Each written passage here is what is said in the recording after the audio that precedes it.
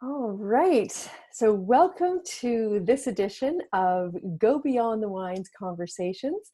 My name is Ashli from Comeric Communications, where we help wineries go beyond the wine to turn their visitors into lifelong loyal customers and raving fans. And today I am so pleased to be joined by Christa-Lee McWatters-Bond, who is herself and also as her whole family is an integral part of the past, present, and certainly also the future of everything that is British Columbia's wine industry. So Christa-Lee, thank you very much for joining me today. Thanks for having me. Thank you. Lovely to have you. Can you tell us right now, you have a couple of wineries, you've got a restaurant, you're very involved, very busy.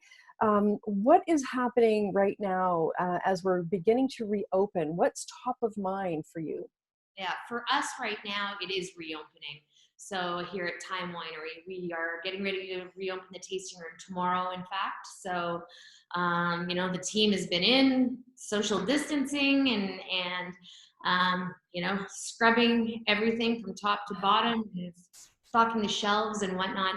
And then we'll be reopening the restaurant next Thursday, so June 4th. So fabulous. Change our concept a little bit. So chef is busy finalizing the final menu as well.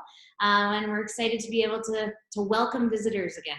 Oh, I bet, yes. And I think visitors are excited to come and see you. How are you changing the menu? What kind of changes are you making to adapt? We're going to be focusing on, it's going to be a wine and burger bar, basically. So we have a number of different types of burgers.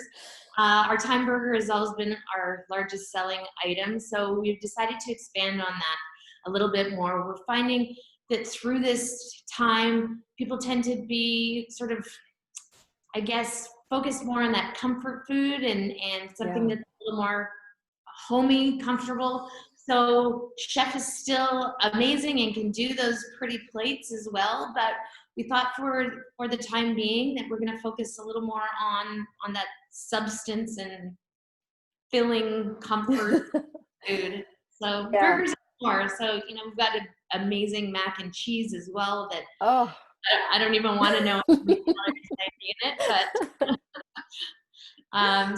it's again just I think this has been a hard time for everyone, right? So you want that familiar but comforting feel. So yeah, I think you're spot on with that. And I know anyone that I talk to is just really dying to get out there and see people again and reconnect. And so I think the comfort food menu is going to really appeal to a lot of people. Yeah, great. And are you using a lot of outdoor space as well?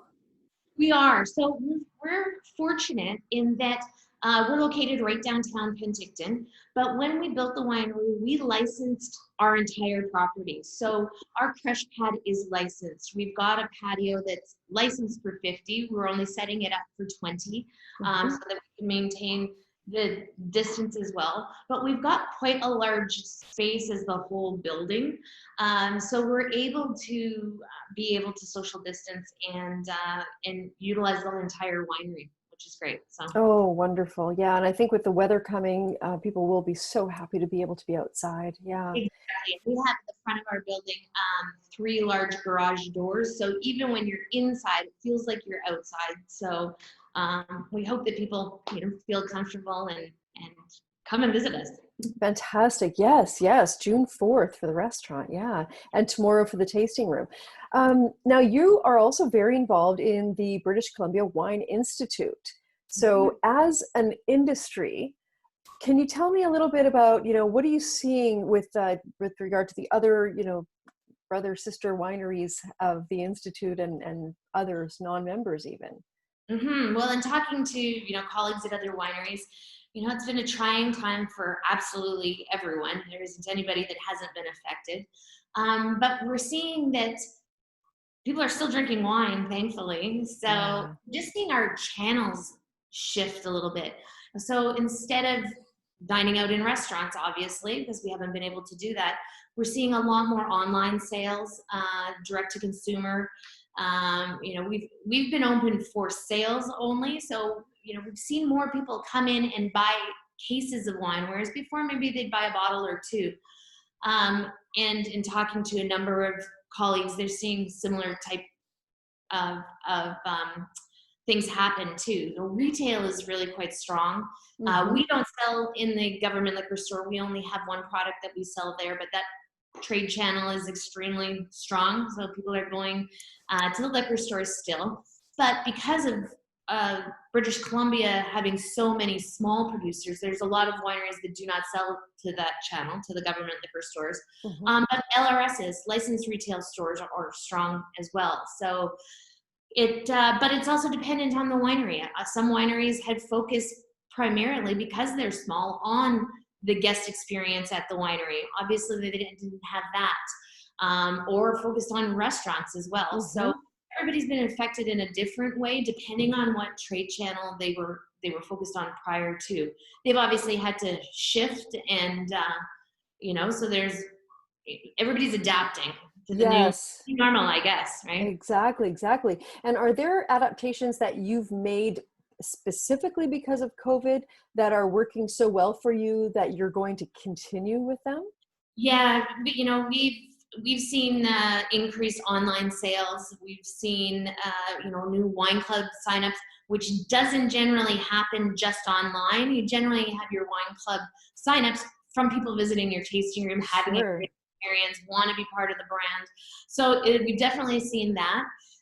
So for us, it was always that, oh yeah, we better talk to our brand ambassadors out there and our members, but it sometimes got down on the list, whereas now we are making sure that we're sending out regular newsletters and with different features and talking about the different things. So we've gotten a lot better at doing something that we knew we should have been doing before, but weren't. So yes, we'll continue that for sure. So wonderful. If people don't want to hear it, they'll just unsubscribe, right? But if your winery is writing to you, I think you're going to listen. You're going to want to know what's up. Maybe there's a special promotion that you don't want to miss out on.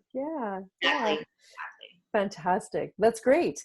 So Christa, I want to ask you, just in closing, tell me about one specific wine of yours, and tell me about its characteristics. We often say that wine is like people.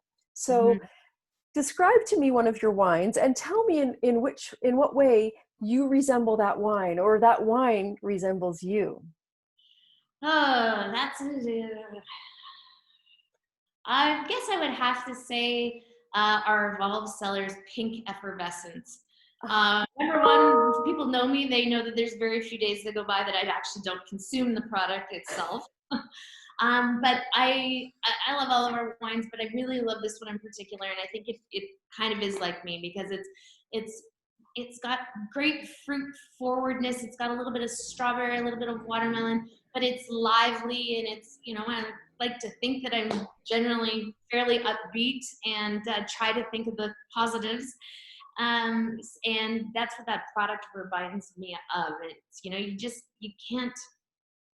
can't be upset and drink bubbles. It doesn't work. So I'd say our Pink Effervescence. Yeah.